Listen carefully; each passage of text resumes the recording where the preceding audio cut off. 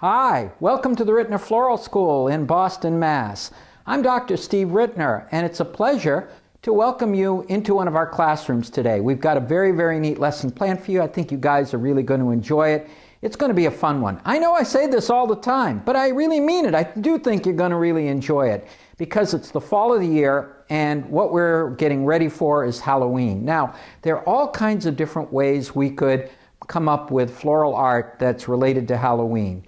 We could take, of course, our pumpkin, which is a very, very common and popular symbol for the holiday, and design flowers in an actual pumpkin.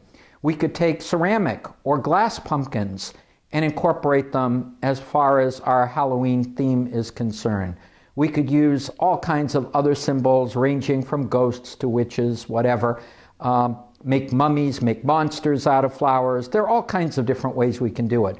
What we thought would be kind of fun this time is to create an arrangement, and I think you're going to really enjoy it, that will work anytime during the fall and incorporate Halloween symbolism into it. And I think you're really going to enjoy this approach because it allows a greater amount of interpretation for not only Halloween, but also into Thanksgiving or any time during this particular season. To start with, we've got a container. The container definitely feels like a fall container. It's a beautiful piece of glass. It's got browns, golds, yellows in it. I've got a piece of foam embedded on the top here. It's in there very, very solidly. It's a piece of black floral foam. And the advantage of our black floral foam, of course, is that you can use it and you can add your foliage to it if you want, but you could also just leave it and essentially the mechanics will fade into the background. It's nice from that point of view. And starting off our design, we're going to start off using some branchy stuff. Now you guys know I love branchy stuff, but there are different kinds of branchy stuff. There's branchy stuff like curly willow. There's also branchy stuff that happens to have actual leaves on them. So if you have access to this kind of thing, certainly you can use it. And you can see that with one piece here, I'm coming up fairly high. This is going to be a fairly good-sized arrangement. In fact, the arrangement we're making here could be used in an entry area, a bay window, a reception area. It's got all kinds of interesting possibilities. So we could use branchy stuff that is just plain branches. We can use branchy stuff, as I'm showing you here, that actually has leaves on it that could be incorporated that way. We could also use branchy stuff that are flowering branches, say in the spring. So we have all kinds of different options for us. And what I'm doing, my viewer, is I'm taking some of this branchy stuff, and you'll notice I'm taking advantage of the fact that at this time of the year the leaves are already starting to change, so that we've got kind of a range of between green leaves and leaves that are already starting to show the change because of the seasons. I'm placing them into my base, and I'm deliberately making them different sizes. You'll notice this one was the biggest one. This one's a little bit smaller than the first. This one's over here.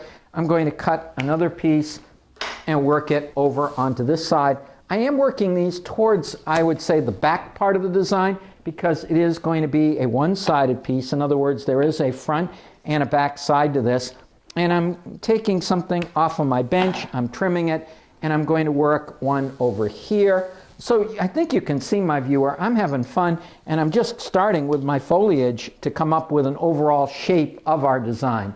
This design is going to have a very, very interesting kind of an effect, and I think you, my viewer, are really going to enjoy it. And notice with a few pieces of my branchy stuff, my oak leaves, look how big this thing is. It's not going to be teeny tiny. It's a fairly good-sized arrangement. Now let's start playing with some of our flowers.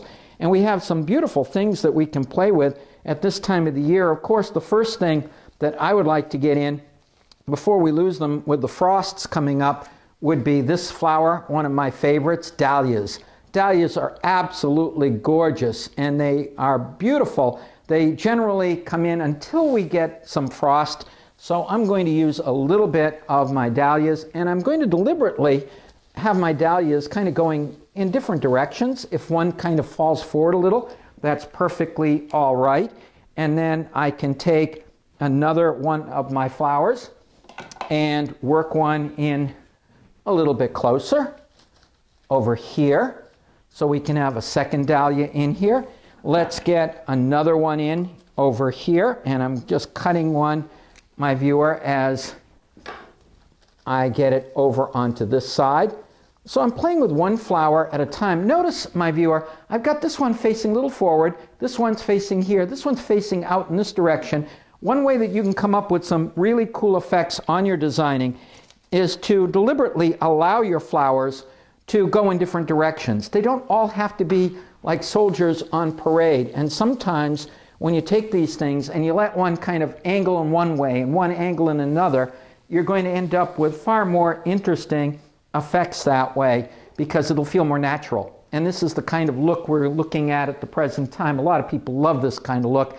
And I know that when we've shown this kind of look before, many of you have certainly enjoyed it and have commented about it. Now, one of the advantages, of course, of our dahlias is that we not only get the flower itself, but we also sometimes get some little side shoots to it as well.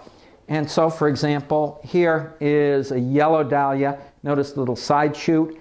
And here is another one of my orange ones with little side shoots. So we can play with those in our designing. And I'm going to work something like that in here too. In other words, I'm not only going to use my flowers themselves, but I'm also going to take advantage if I have any little buds or tendrils or side shoots that are around, because that adds to the effect and makes my design feel even more natural. We've got some other neat things that besides our dahlias, we're going to come back to our dahlias in a minute. I have here a form of hydrangea. It's the Hydrangea paniculata tardiva. Every time I say this, I almost feel like I'm in a Harry Potter novel saying one of these spells, but it's quite a mouthful. But still, it is a nice flower. And this flower came out, and we were getting them in a few weeks ago. And now the ones that I happen to have on hand are drying up, and they're drying very, very nicely. So I thought it might be kind of fun, my viewer, if we took a few of this particular variety of hydrangea. Normally when we think of hydrangea, we don't think of this particular variety. We think of other kinds of varieties, those big full kinds of things, or maybe the antique varieties. But this particular variety is kind of cool, and it gives a very, very interesting effect. And you'll notice, my viewer, even though it is in the process of drying, these are giving me a nice effect. They give me texture, and they feel just right for the fall. And I'm working a few of these into my design. So I'm going to work a few here and there, working them in through my arrangement. So we have another kind of motif working for us. I'm going to take another one of these flowers, and I'm going to work it in towards the center part of my arrangement. You can see it right over here. And then let's take another one, and I'm taking it, my viewer, and again I'm pulling these off of my bench and I'm working them in here and there so that you'll notice that we have some interesting things going on with the hydrangea. Now I'm going to save a little hydrangea for later because I can do some cool things with that as well, but I'm going to shift gears to another flower, and of course the flower that I'm going to play with next, one of our all-time favorites, the rose. And I happen to have some orange roses on hand. And I think that adding some orange roses to this is going to really give it more distinctive character and make it definitely stand up. You never can go wrong when you start mixing in things like hydrangea, dahlias, roses, things like that, because they all look so nice and they work very, very well together. And so I'm going to take a rose and I'm going to place it here. And I'm going to maybe work another rose and come up over here. In other words, I'm going to gradually work some roses in through my arrangement. And so I have some roses that are kind of coming in. Notice, my viewer, I'm working from the edges and I'm gradually working into the center, almost like a bullseye. This is one way that you can go about your organizing these things. And I'm taking it one flower at a time in terms of doing that. I'm going to go with another variety of rose that I happen to have. I have a few more of my orange ones on hand, but I think I'm going to shift gears, my viewer. I happen to have some very, very pretty roses that are yellow with a little touch of orange in them. And these are really, really quite attractive. And I'm going to mix a few of these in. This kind of look, this kind of wildflower look, or this almost like farm to table, as people sometimes call it. I know it makes you think of eating something, is an interesting look. And if you can come up with interesting combinations that are definitely seasonally appropriate, you can do some very, very cool things with this. And I'm going to take another one of these and place it over here slightly to the left. And I'm going to work another one of these slightly to the right over here. So notice I'm gradually working in towards the center of my arrangement. Let's get one more in. Why one more? Because I notice I have one over here on my design bench, and so I'm going to work another one of these in here. So notice, let's get this in. So you can see, my viewer, we are gradually working in from one area to another. Now let's see, what other things can we use that we can create some mischief with? Ah, yes. I did show you, I believe earlier, we have some very, very pretty dahlias. Not only do we have dahlias in orange, but we have some in yellow. These are striking, and these definitely can contribute to our arrangement. And so what I'm going to do, my viewer, is I'm going to add some of my dahlias, and because these are so bright and very, very bold, notice, my viewer, I can take a few of these and get maximum impact. I only have a few. I don't have too many of them, but by working these in like this, notice, my viewer, how this is definitely going to give me a burst of really bold fall color right in towards the focal area of the design. Now, obviously, I could stop at this point if I wanted to, but wait, there's more. Let's play with it a little bit more. I do have more of my hydrangea, so I'm going to take another piece of my hydrangea tardiva, and I'm going to work it right here in towards the middle, so we get a little bit of texture here with this particular flower. And then let's see, what else? Oh, I have a little, almost like, what do you want to call it, a bud of one of the dahlias. I'm going to work that in here as well. So that gives us a little bit more texture to our design. And whenever you have any of these little buds or tendrils that you can use, whether it opens or not is irrelevant. You can use them very, very effectively in your design to attract interest and to create texture. So don't be afraid to use them. And they really will work very, very nicely for you. Now, I could stop at this point if I wanted to, but let's play with this just a little bit more. I do have some very, very pretty bright orange carnations. These are absolutely amazing. You know, a lot of people knock carnations, but I think that it's not really fair. It is an amazing flower, and it's going to certainly last longer than many of the other things that we have in this arrangement. And they come in many colors, and they're good keepers, and they're a very, very good value. So I'm going to work some carnations in. I think the key factor is mixing it in with some of your other things. And if you do that, you can come up with some really, really cool effects. And notice this is just adding a burst of color.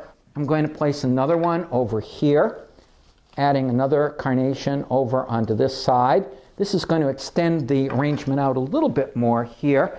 I can do the same thing over here, taking another carnation and placing it down here. So I think you can see, my viewer, this is getting gradually far more visually complex than you might have thought it would be. And then I can take another one and then work it over here. So I'm using it to basically bulk the design up. But make no mistake about it, my viewer, you're not looking at this as an arrangement of carnations. You're looking at it as, wow, you've got dahlias here. You've got some amazing dahlias here. You've got dahlias over here. You've got roses here. You've got another variety of rose here. You got the tardiva here, the hydrangea. You got all kinds of things going on here. The carnations blend in. They add to it. They bulk it up. Now, notice we had some of these things over on this side, and we filled it pretty well, but we haven't done as much over on this side. So I'd like to add a little bit more punch to the right side of the design. I can do that with a variety of things. I notice I have another one of my orange roses here. So I can place a rose over onto this side, and this kind of helps us bring our eye from over here down over to this side. I can also take carnations and work carnations in as well. So I can sneak a carnation in here too, so that we have one kind of angling down over there. It gives a really nice effect. And yes, I can take another one of my hydrangeas because I have a little space here. So you notice, my viewer, I'm being very consistent. I want unity in the arrangement. I want things to fit and make it feel like it all works well together. So if I have some things over on one side, I want to try to work some of it over onto the other side as well. This is working very, very nicely for me. I see one spot over here that feels a little bit empty, so I'm going to add another one of my carnations over here. I think you can see, my viewer, the thinking process as we're going along here. We're going for unity, but we're going for also a very lavish, rich kind of an effect. Once again, I could stop at this point, and this design could be considered completed. I'm going to diddle with it just a little bit more to show you a few options. We have, at this time of the year, some really pretty preserved oak leaves that come in that we can get from our wholesale sources. They have these things available in yellows and oranges and greens and things. They're absolutely gorgeous. So I think it would make sense that we play with a little of this as well, and that's exactly what I'm going to do. I'm going to take some of these pieces and I'm going to just mix some of these preserved oak leaves in here and there, in towards the design, towards the middle, and you'll notice it blends it together. It adds more texture to it. It makes it feel a little bit more visually complex, and that, I think, is interesting. So these designs feel extremely complicated, but I've got news for you, my viewer. They're really, really fun and easy in order to do. We could stop at this point if we wanted to, and the design looks great. If you feel like you're in a mossy mood, you could add a little bit of moss here and there. Some people like the effect. At Rittners, we call it Stephen hair. But the thing is that if you want to mix a little moss into it just for texture, you certainly can, or not, as you desire. I've just added a couple of small pieces.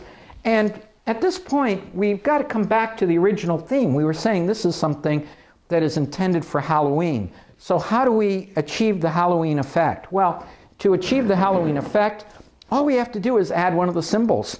In other words, we can take our favorite witch, for example. Let me move this guy back just a little bit, and we can incorporate our favorite witch into it. In other words, if we're setting up a little display, we can incorporate our favorite little character into it. So that definitely makes it feel like a Halloween kind of piece.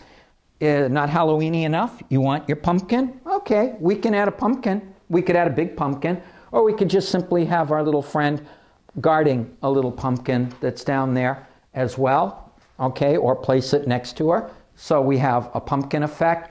And the advantage of this technique of taking the colors, the themes of the general season, and incorporate it with something placed next to it work very well.